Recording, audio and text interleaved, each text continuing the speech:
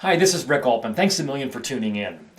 There haven't been too many silver linings to the COVID era, but one of them is that we've all learned how to communicate with one another, if not more effectively, certainly more efficiently, as we can conduct meetings with people from all over the world and nobody has to step on any airplanes. Indeed, Zoom and its brethren have certainly ushered in a new era of communication. Now, with that has also come Zoom fatigue. We all know it well. I certainly do. And as a presentations consultant, I sort of feel like it's my job to explore the potential that these tools have. Any success I have in that regard, I owe entirely to my daughter, because she decided to move out of the house.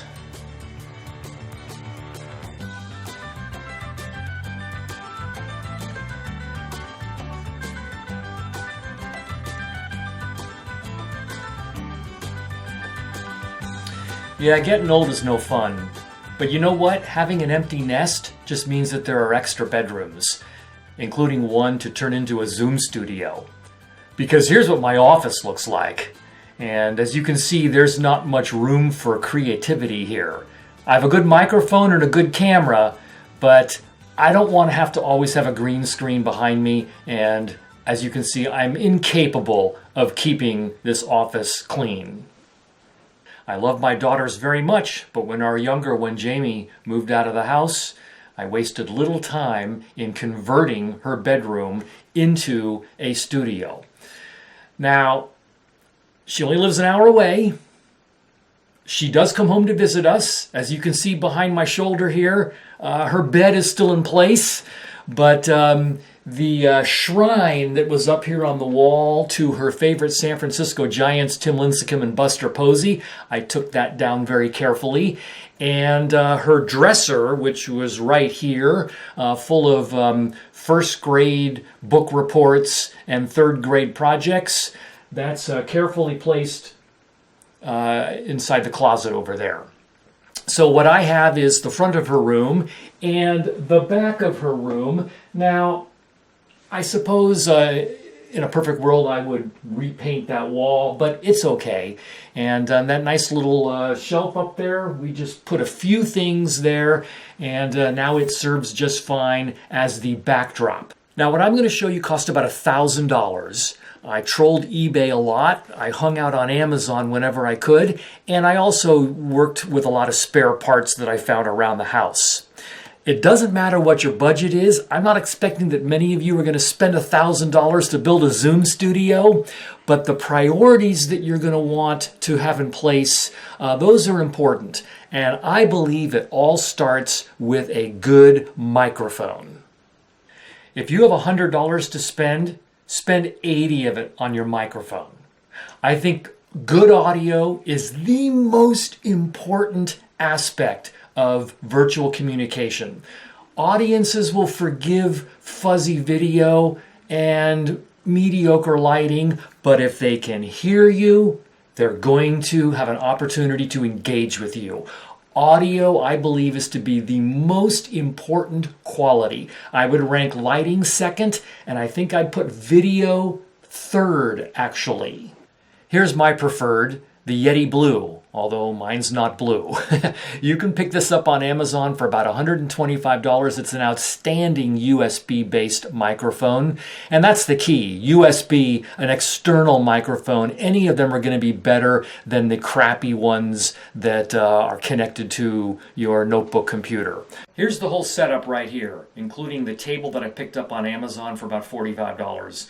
It's, what is that, about 4 feet wide, maybe 2.5 feet deep, and everything that I need is housed on it, starting with my notebook computer, which is a standard Dell notebook, nothing special about it at all. It's probably about 4 or 5 years old by now.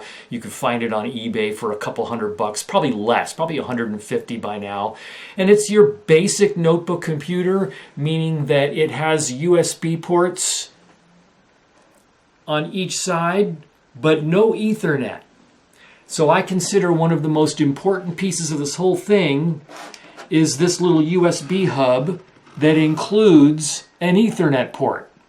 Because I don't care how good your Wi-Fi is, if you can tether your internet connection, so much the better for all of your virtual communications. So I kind of consider that a must. If your router is anywhere close to where you're setting up, buy Ethernet cable. If it's not close, buy a lot of it. Buy a couple 100 feet of it. And in any way you possibly can, wire up your internet connection.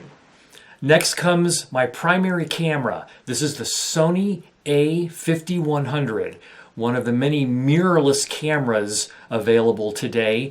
This is the entry-level model of the Alpha series, and it's probably the weakest when it comes to taking photos, but you know what? I don't care, because I'm not going to use it for taking photos.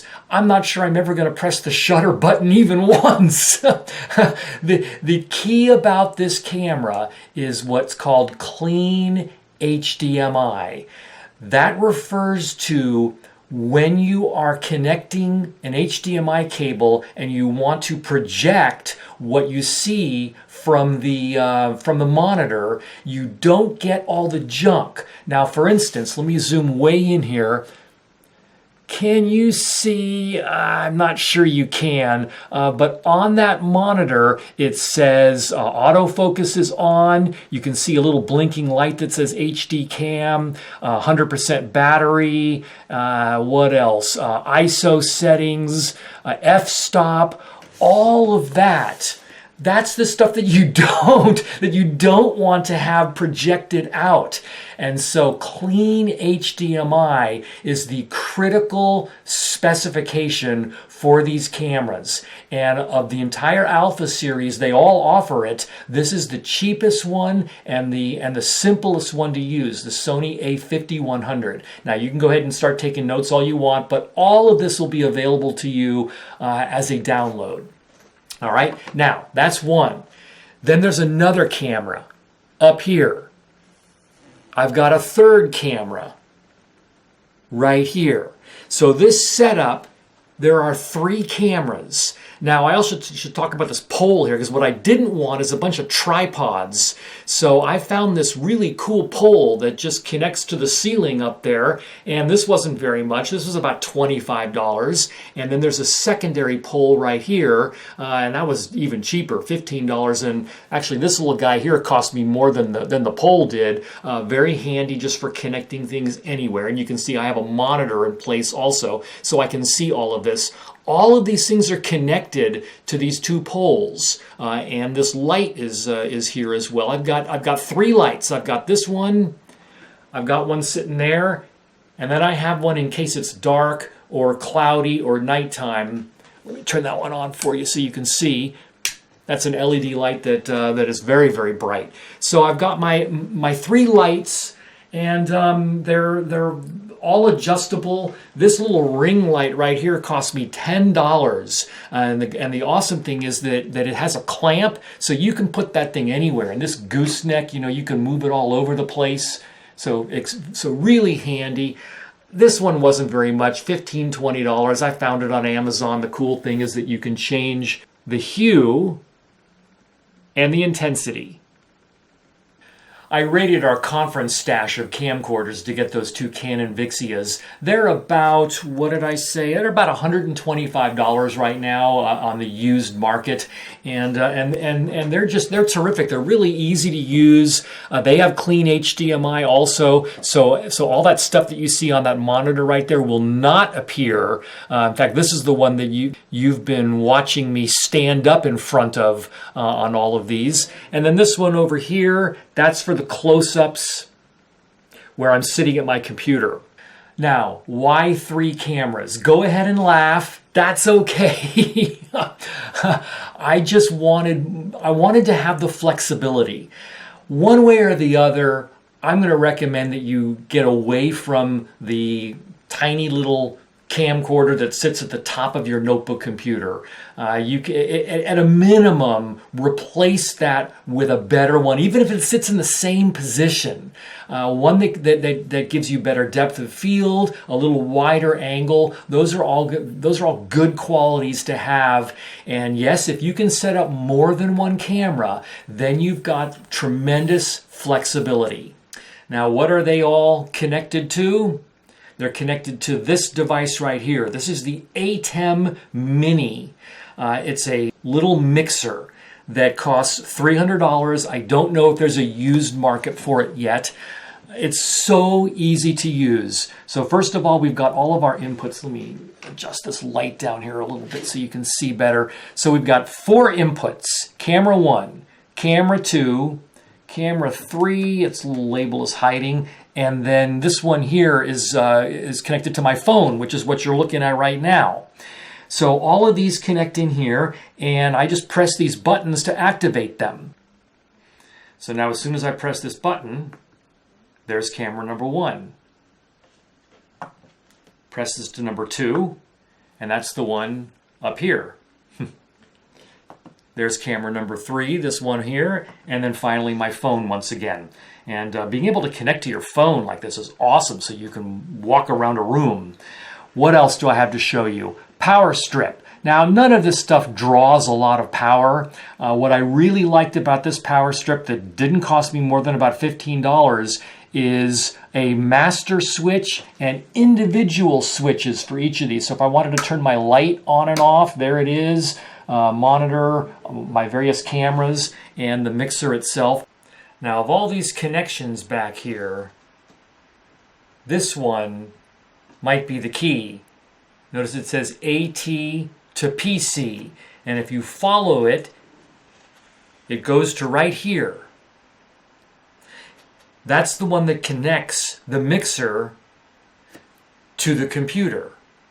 So here I am inside Zoom, and I'm using my crappy little camera that's actually connected to the bottom of the monitor instead of the top. That's completely whacked. And so you can see this terrible camera angle. There's the fan above on the ceiling. Everything that you're not supposed to do, I'm doing right now. So here's the key to this puzzle. In whatever program you're using, this is Zoom, you tell the program that you don't want to use the built-in webcam. Instead, this is the maker of ATEM Mini, Blackmagic Design. And now instantly,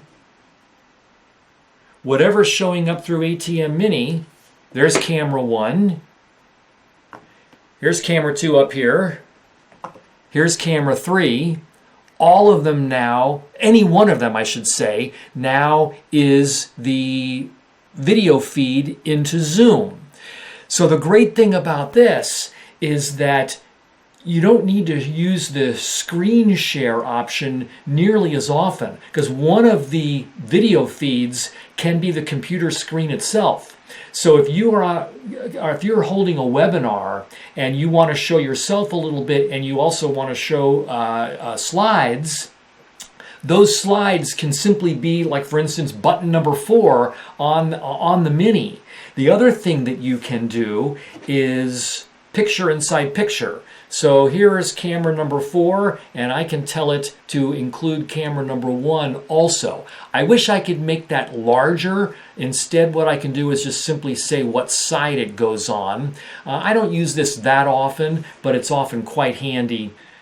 If you watched my other video, you heard me say that standing up while giving a webinar will increase your energy level and potentially make it more engaging for your audience. I also believe that this angle right here, a little bit wider, is appreciated by audiences. Neither of those two things can you do with the little built-in webcam. So having real cameras like this and connecting them to a mixer, even a simple one like this, is really going to up your game. So there it is, gang, my little Zoom studio. thanks to my daughter Jamie. I love geeking out about this stuff, so if you have any questions or if you want to share with me what you've done, my email address is on the screen now. I'd love to hear from you. Thanks a lot for tuning in, everybody.